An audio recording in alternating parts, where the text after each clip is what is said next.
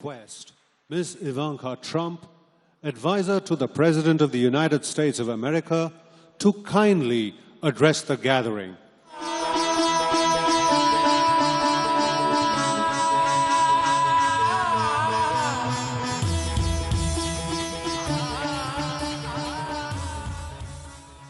Hello, everyone. Thank you for all being here and for the incredibly warm welcome. On behalf of the United States and the 150 other countries represented in this room, thank you for hosting the Global Entrepreneurship Summit here in Hyderabad, a city that is quickly emerging as the innovation hub of India. And thank you, Prime Minister Modi, for joining us here today, and for all that you are doing to build India as a thriving economy, a beacon of democracy, and a symbol of hope to the world. What you are achieving here is truly extraordinary. From your childhood selling tea to your election as India's Prime Minister, you've proven that transformational change is possible.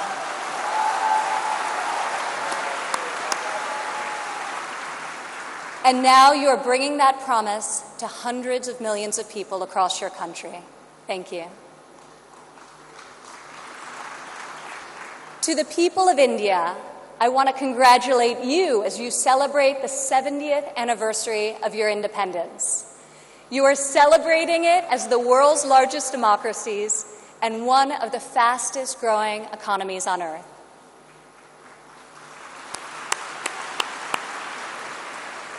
Through your own enterprise, entrepreneurship, and hard work, the people of India have lifted more than 130 million citizens out of poverty.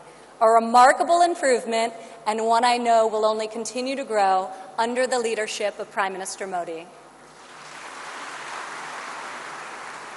All of you are helping India's middle class reach its goal of nearly 500 million people by 2030. You have opened new universities across the country.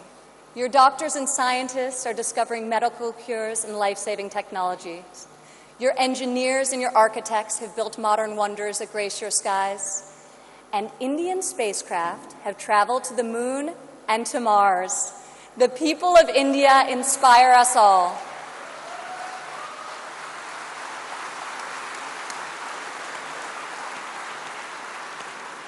This is the first time India has hosted the Global Entrepreneurship Summit.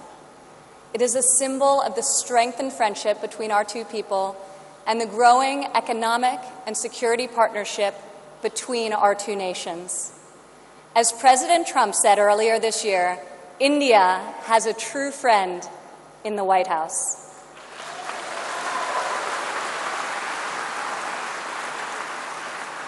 I would like to thank the State Department for co-hosting this incredible gathering.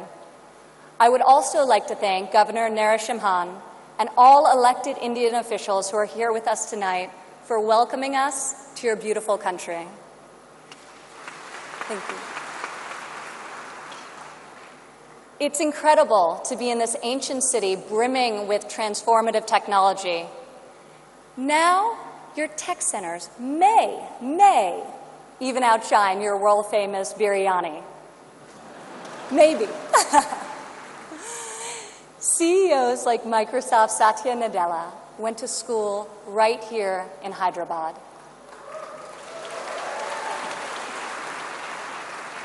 Just a few kilometers away, T-Hub's brand new facility is set to open next year and will become the largest incubator in Asia. In this city of pearls, the greatest treasure is you, the dreamers, the innovators, entrepreneurs, and leaders who never give up, never abandon your aspirations, and always strive for a better tomorrow. Today, we come together to celebrate what is happening here in India, what is happening in the United States and all over the world. Entrepreneurs are revolutionizing our economies and improving our societies. You are rewriting the rules. You have the inspiration and drive to serve our communities through the projects you start and the businesses you build. You have the grit, the perseverance, and the will to succeed. Each of you started with an idea. You've worked long days and nights to code the next robot, create the next app, find the next cure, and discover the next breakthrough to improve the lives of millions of people. Some may have tried to convince you that the risks are too great, the rewards too small. But you are here today because you are not afraid to fail. You want to own your future. So I want to congratulate you on all that you have already accomplished.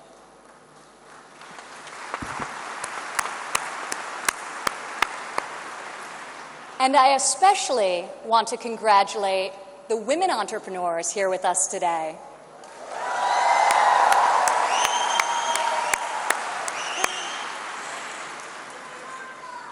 Thank you. This year's summit is focused on a theme that is key to our future: women first, prosperity for all. I'm proud to say that for the first time ever, women make up the majority of the 1,500 entrepreneurs selected to attend this summit. I see all of you out there. Only when women are empowered to thrive will our families, our economies, and our societies reach their fullest potential. As a former entrepreneur, employer, and executive in a male-dominated industry, I've seen firsthand that all too often, women must do more than their male counterparts to prove themselves at work, while also disproportionately caring for their families at home. After my father's election, I saw an opportunity to leave my businesses for the privilege of serving our country and empowering all Americans to succeed. Our administration is advancing policies that enable women to pursue their careers and care for their families, policies that improve workforce development and skills training, and policies that lift government barriers and fuel entrepreneurship so that Americans can turn their dreams into their incredible legacies. In the last decade, women have made remarkable strides in starting new businesses. Globally, between 2014 and 2016, entrepreneurship activity amongst women has increased by 10%.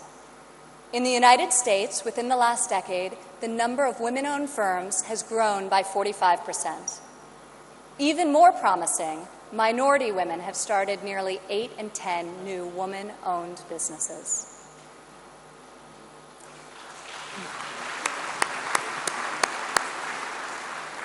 Today, more than 11 million women in the United States own businesses. They employ nearly 9 million workers and generate over $1 trillion in revenue.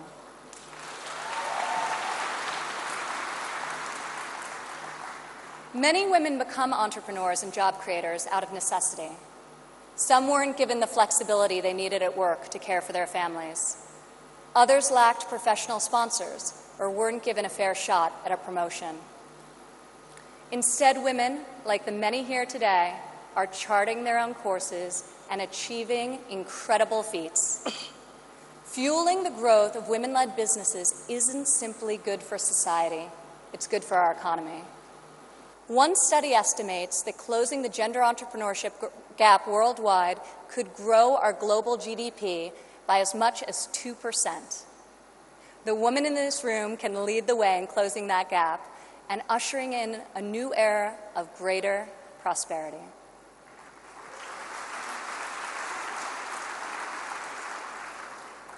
Yet despite the soaring rate of female entrepreneurs, women still face steep obstacles to starting, owning, and growing their businesses.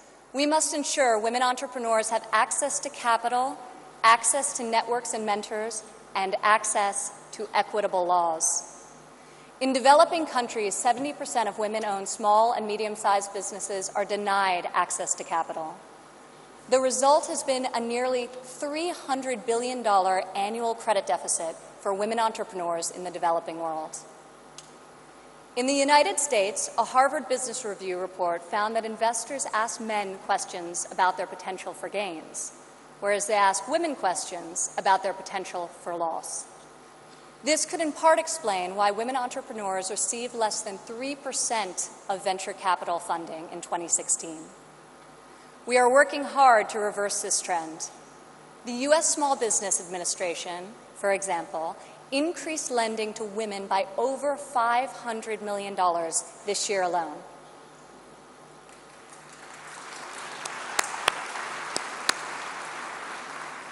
When it comes to networks and mentorship, roughly half of women in the United States say they have difficulty finding a mentor.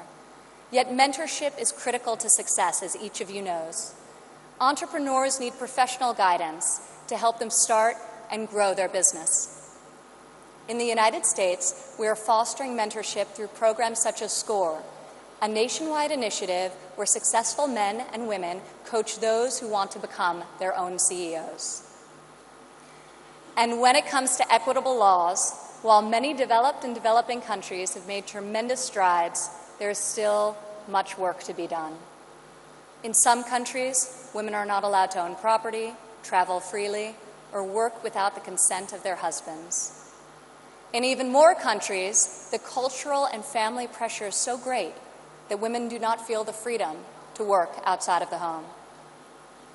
Our administration is striving to promote greater opportunity for women around the world, both through our domestic reforms and our international initiatives.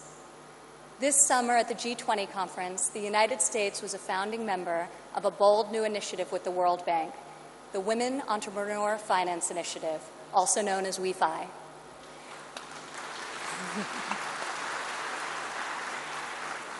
This facility provides access to capital, networks, and mentorship for women in developing countries. WEFI is the first facility to support women entrepreneurs at this scale, and we anticipate it will be able to leverage in excess of $1 billion in public and private financing. This facility also seeks to address the legal and regulatory barriers that limit opportunities for women entrepreneurs. In the last decade, USAID has promoted women's entrepreneurship through a number of programs, including providing microfinance loans to women in Afghanistan and bringing internet access to women in Nigeria and Kenya. USAID Administrator Mark Green is here with us today. Where are you, Mark? Thank you, Mark. I want to thank Mark and the entire U.S. delegation for their tireless work to improve the lives of millions, both domestically and abroad.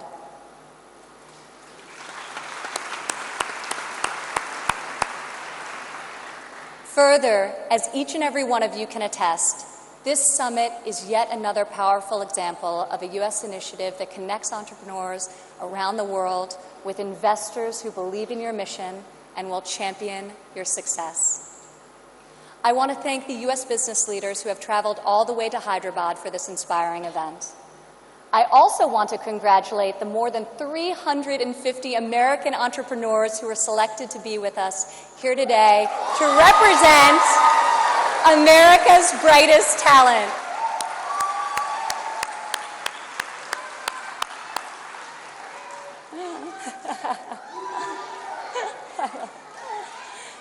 I think I found your section. Thank you. At home, our administration is committed to empowering women entrepreneurs through domestic reforms.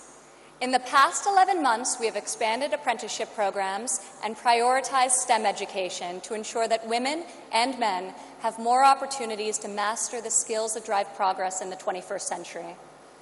We have dramatically reduced job-crushing regulations, which disproportionately hurt entrepreneurs and small business owners.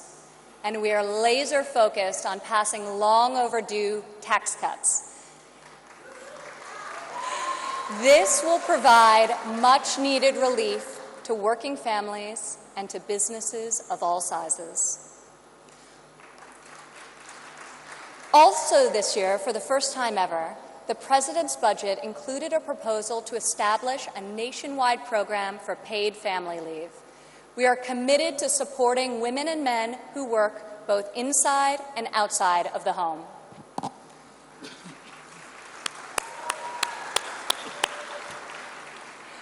When women work, it creates a unique multiplier effect. Women are more likely than men to hire other women, to give them access to capital, mentorship, and networks. Women are also more likely to reinvest their income back into their families and their communities.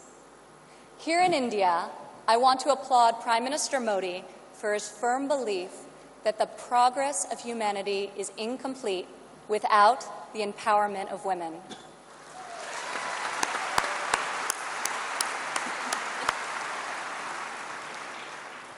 Just consider, if India closes the labor force gender gap by half, your economy could grow by over $150 billion in the next 3 years.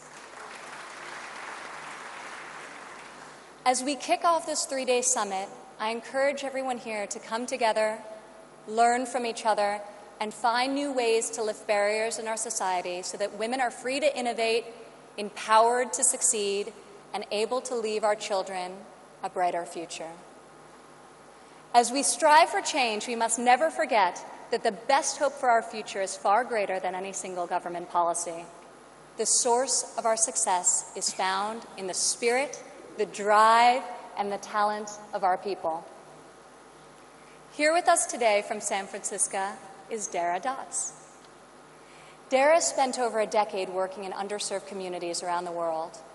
She witnessed firsthand that many times people need very simple items: a bucket for carrying water, a splint to treat an injury, a part to fix a generator.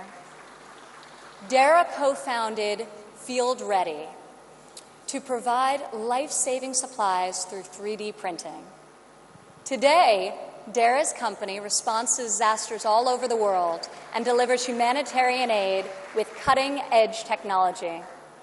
Through her innovative solutions, Dara is saving lives and bringing hope to thousands of communities. Thank you, Dara. Please stand up, Dara.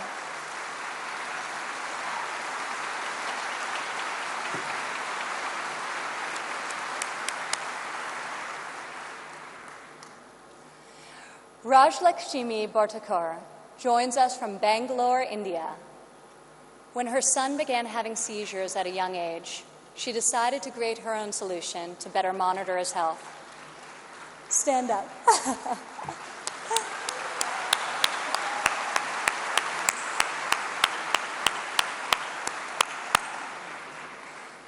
She invented a smart glove that predicts, manages, and detects different diseases and disorders using artificial intelligence. Now her company, Terra Blue, aims to make specialty healthcare accessible in even the most remote places in India. Rajlakshmi, your courage and determination is truly remarkable. Congratulations. Thank you.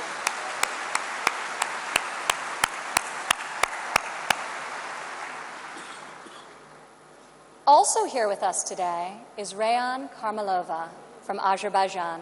Rayan, please stand up.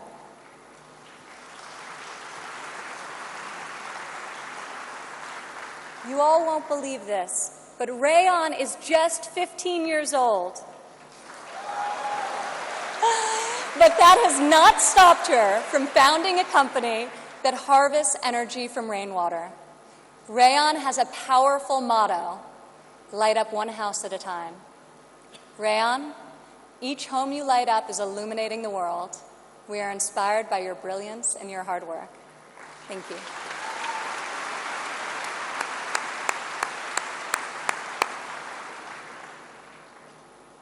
These women represent the vision, the ambition, the grit of every entrepreneur here today. You are saving lives, creating jobs, and bringing hope to our communities. You are transforming our societies one business and one customer at a time. You prove to the world that we have the power to rise above the challenges of our day and to pioneer new pathways forward, and to leave our mark on this moment in history. Just think about how much better the world would be if all of us, men and women, are empowered to dream big, aim high, and work together towards a more just and prosperous future. A future where mothers and fathers can work hard to build a better life for their families, where boys and girls can go to school, discover their talents, and pursue their ambitions. and where people of all nations can live and work together in dignity and in peace. This is the future we can, will, and must build together. And this is the promise of the visionaries gathered in this room today. Thank you.